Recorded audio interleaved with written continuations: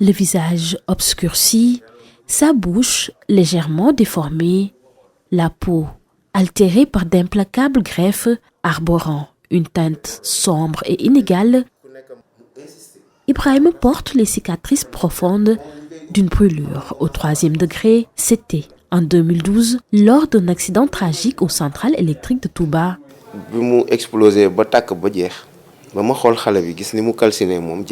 Ça a explosé et j'ai vu comment l'enfant qui était avec moi était calciné. En même temps, j'ai senti que le casque que je portais avait rouillé et s'est déversé sur tout mon corps. Sur le coup, j'ai pris le téléphone pour appeler les sapeurs-pompiers. C'est moi-même qui ai aidé le jeune à sortir. Un collègue aussi s'était brûlé. Quelque temps après, on m'a évacué.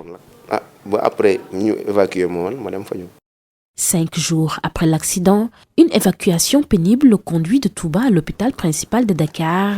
Mais même là, les médecins ne peuvent pas prendre en charge ses blessures graves. Alors, il est évacué en France, où il sombre dans un coma profond qui dure 8 interminables mois.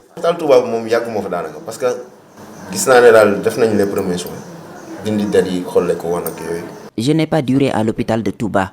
Ils m'ont prodigué les premiers soins, puis l'hélicoptère m'a amené à l'hôpital principal parce qu'il était impossible de me transporter par ambulance.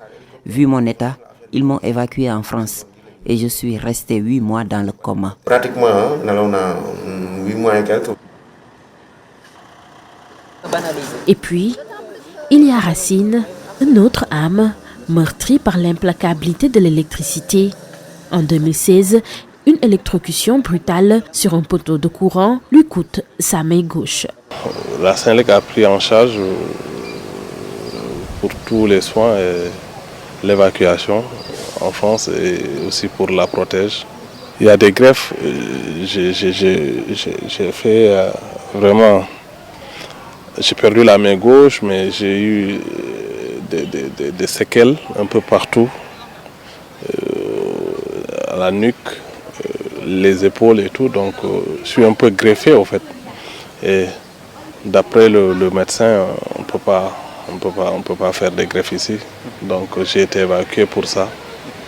Un drame qui plonge ses proches dans une période sombre et douloureuse.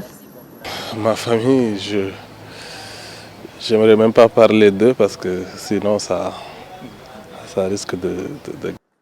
Entre les multiples chirurgies réparatrices, les frais de déplacement et son bras de fer pour sa prise en charge médicale, Ibrahima lutte.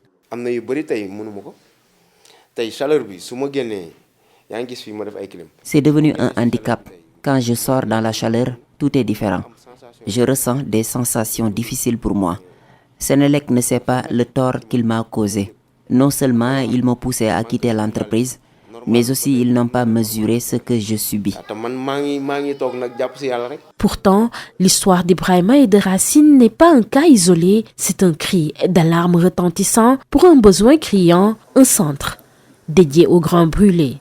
Pourquoi pas avoir un hôpital des grands brûlés ici pour vraiment soutenir la population et soutenir les travailleurs, que ce soit la Sénélec, les autres sociétés comme SAR et autres. Il y a tout le temps des accidents de brûlure. Donc pourquoi pas avoir un hôpital ici et pouvoir prendre en charge les malades. Parce que le temps d'évacuer, ça peut vraiment créer beaucoup de choses.